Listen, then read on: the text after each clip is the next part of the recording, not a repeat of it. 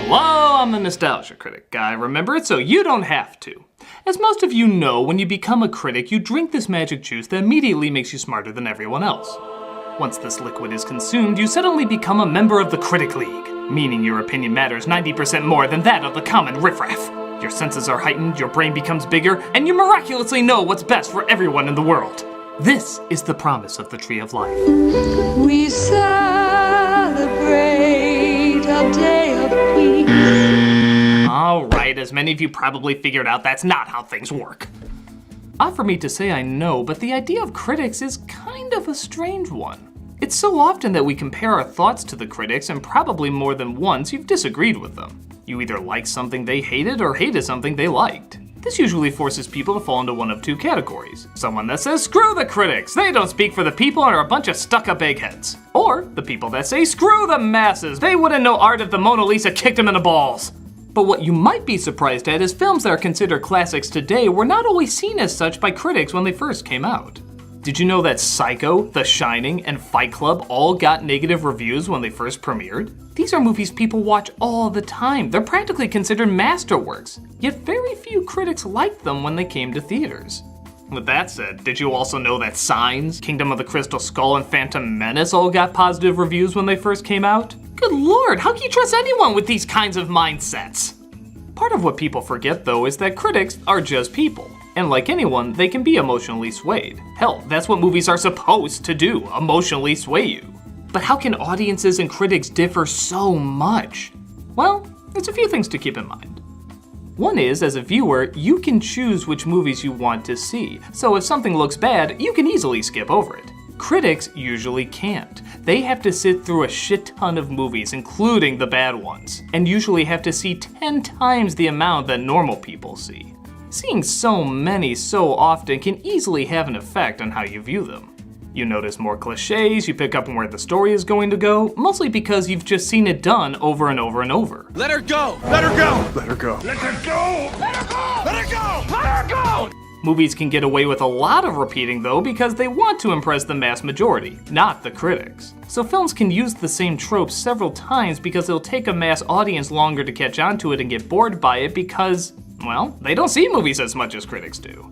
I should have killed you when I had the chance. Should have killed you when I had the chance. Should have killed you when I had the chance.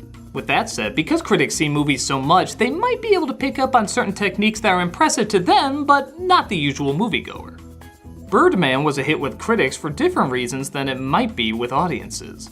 The film is set up to look like one continuous shot, which many audiences wouldn't catch on to. A critic might be marveling at all the effort that had to go into making it look like it was one shot with no edits, where an everyday viewer might just notice that things look and flow a little different than usual, even if they don't know why. In both cases, it worked to the film's advantage, as it was so strange and dreamlike that audiences and critics both loved it. In some respects, that's true for The Phantom Menace as well. It's a bad film, especially when compared to its predecessors, but critics liked it when it first came out because they thought the technology and visuals were breathtaking. And at the time, they kinda were. Now we can see the computers are overused, but back then we never saw a film that just surrounded itself in so much of that technology, at least not to this extent. And given all the same things that critics had to see over and over, yeah, this would be a little refreshing. But many people were upset that they couldn't connect with the story or characters. At least, they eventually said that. Many people were so sucked in by the hype that for a long time they convinced themselves that they like it, even though later they come around to admitting that they really don't. Critics can be the same way. Audiences forget that because critics are people, they as well can be emotional, and they can get sucked into the hype train as well. So the idea that critics are always going to be right doesn't make the most logical sense. But wait a minute, isn't that one of the reasons we have critics? To see past all the emotion and focus on the stuff that's going to be timeless? Yes and no. Movies are all about giving you an emotional experience, and that's going to be different for everybody, especially over time. Films like Forrest Gump, American Beauty, and Saving Private Ryan were seen as heartfelt powerhouses. But nowadays, they might be seen as corny, cliched, and even kind of inappropriate. Each film, though, touched on something that was relevant at the time. It made a connection with the mass public in a way people's emotions wanted to experience them then. This includes critics' mindset at that time period as well. But there are films that everyone can agree just aren't for critics.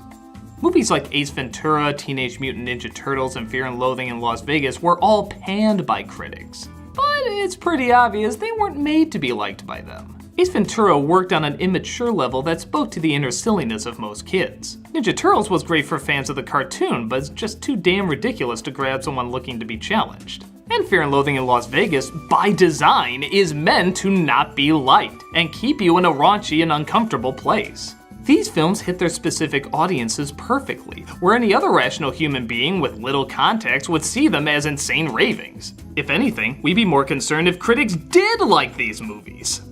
But that makes it even stranger / kind of enjoyable when they like something you wouldn't think they would like. Did you know that Beavis and Butthead Do America actually got good reviews?